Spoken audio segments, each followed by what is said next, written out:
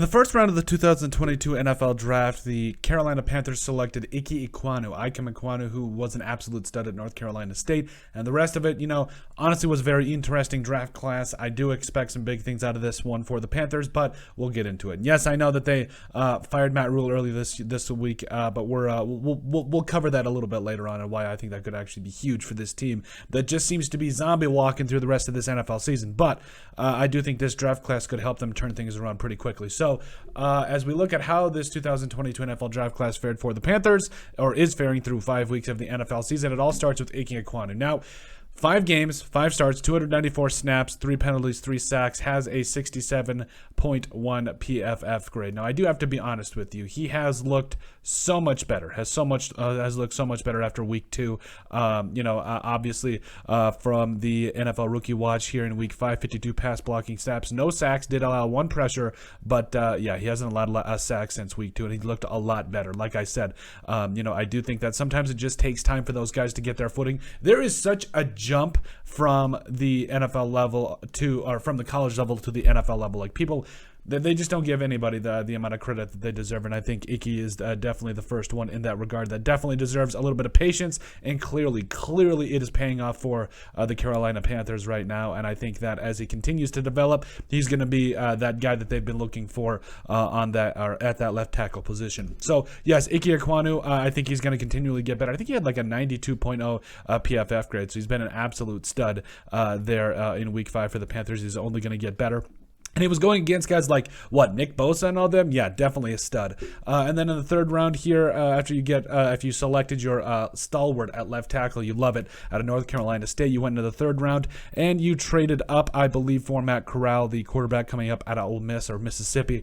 Was placed on IR. I do believe he will be back next season. I know that this entire quarterback and roster is going to be kind of, it's going to be interesting to say the least. He is, I think he's a very interesting prospect moving forward. I don't know how he's going to look, or how it's going to look as the Panthers look to find a franchise quarterback. I think it's just absolutely tough. So you wish him nothing best. You wish him nothing but a speedy recovery, and hope that he can come back and be, and really fight for that quarterback position and battle heading into training camp next year and beyond. And then in the fourth round, the Carolina Panthers selected Brandon Smith, the linebacker coming up out of Penn State. Did have a tackle, mainly relegated to special teams duty. I think he's going to have a bigger impact down the line than a lot of people think.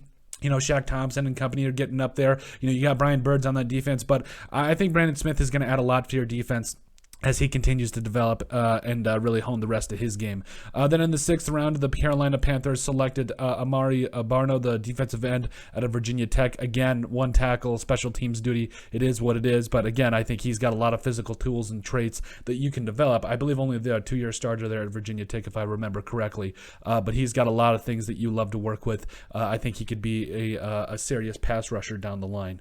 The 6th round still, 10 picks later, the Carolina Panthers selected guard Cade Mays out of Tennessee. I loved me some Cade Mays. I thought he had a solid Senior Bowl. I think he's going to continually get better, and potentially he might be able to start at guard. We'll see what happens for the Panthers down the line, even though some parts of that Panthers offensive line has actually looked pretty good. So he made the active roster, but has not played a snap yet on offense. Then in the 7th round, the Carolina Panthers selected cornerback Kalen Barnes out of Baylor. The dude ran like a 4.2 at the combine, so he's got the athletic traits. He's got a lot of the things you're looking for, honestly, but he did get cut, and he is currently on the Miami Dolphins practice squad. So, as far as this draft class goes, I'm thinking at least you get 3 players in Barno, Ekwonu, as well as Smith that could contribute and be, long-term guys for you. Even Cade Mays, I think, could definitely do some things for you. So, yes, definitely.